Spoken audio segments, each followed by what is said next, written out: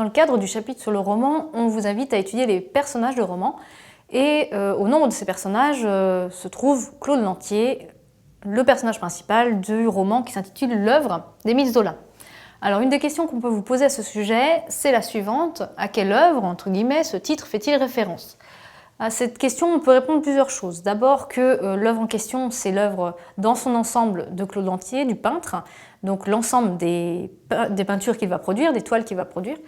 Et de manière un peu plus spécifique, l'œuvre en question, c'est ce tableau qui occupe la majeure partie des développements du roman, à savoir le tableau intitulé Plein air et autour duquel va s'organiser un salon, qui est le Salon des Réfusés, dont nous allons parler à l'instant. Donc deux manières de comprendre ce terme. Par ailleurs, que savez-vous de la peinture dans la seconde moitié du 19e siècle? Donc ça, c'est une question de culture générale qu'on peut vous poser parce que vous avez sans doute été amené, en ayant travaillé sur cette œuvre, à étudier un peu l'histoire de l'art et à voir certains tableaux. Parce que sinon, la compréhension de l'œuvre est un peu compliquée. Donc appuyez-vous sur ce que vous avez vu en cours. Donc seconde moitié du 19e siècle, ici, la période est bien caractérisée. Il s'agit du passage ou de la coexistence de la peinture romantique qui est très idéalisée, très léchée, très lisse, qui se saisit de sujets, on va dire, grandioses, des rois, des reines, des saints, des martyrs, par opposition à la peinture réaliste qui va commencer avec Delacroix, avec Courbet, avec Manet, avec également Cézanne. Donc tous ces peintres sont les peintres auxquels fait allusion Zola et dont vous devez être capable de dire quelques mots pour répondre en tout cas à cette question. Enfin, sur l'œuvre en général, qui est Claude Lantier. Alors, Claude Lantier, c'est un personnage qui a des liens avec d'autres personnages de la saga des Rougon-Macquart, qui est cette saga que Zola déploie sur l'ensemble de son œuvre romanesque. Claude Lantier, c'est le fils de Gervaise, l'héroïne de l'Assommoir. C'est aussi le frère d'Étienne Lantier, qui est le personnage principal de Germinal, et enfin c'est aussi le frère de Anna Lantier qui est le personnage principal de Nana, Nana étant son surnom.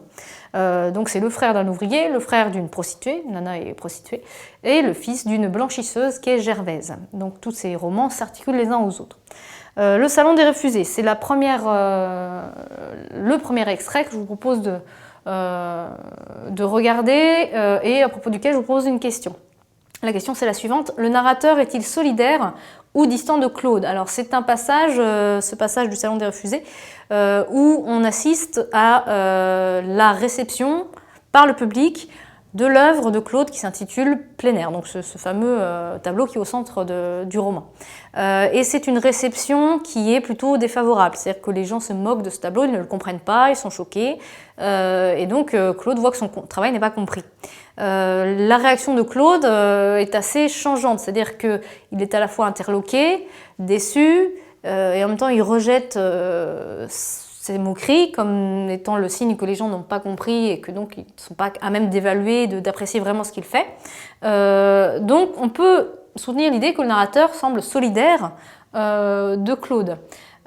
Et en même temps, il y a une certaine distance vis-à-vis de ce peintre, puisque un certain nombre de personnages qui l'entourent vont se faire le relais de la critique des spectateurs en lui disant « mais finalement tu l'as bien cherché, tu savais bien que tu allais gêner le public, que tu ne correspondais pas au code en vigueur, il était donc normal que tu sois rejeté, que l'œuvre soit rejetée, et à ce titre, il ne fallait pas s'attendre à autre chose, donc tu tends le bâton pour te faire battre. » Donc en faisant parler ce personnage qui vient un peu titiller Claude, qui vient le pousser dans ses retranchements, Zola nuance un peu l'aspect d'artiste maudit, d'artiste incompris, en montrant que la position de cet artiste qu'est Claude est ambivalente.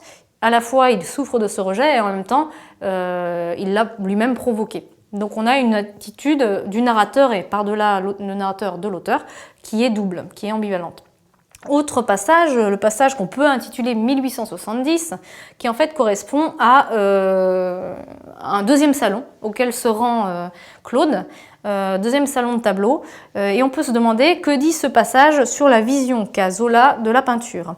Donc la vision qu'a Zola de la peinture se détermine ici dans ce passage parce que on voit un Claude qui, ayant subi l'humiliation décrite avant, va se rendre compte que son tableau a fait école et qu'on a repris son sujet qui est le pique-nique en plein air, d'une autre manière, et d'une manière qui cette fois-ci va plaire au public. Donc il va être trahi, c'est-à-dire qu'on lui prend ses idées, et sans le dire, sans lui rendre hommage, on en tire le positif et on flatte le goût du public pour que ça devienne un succès, pour que l'échec se transforme en réussite.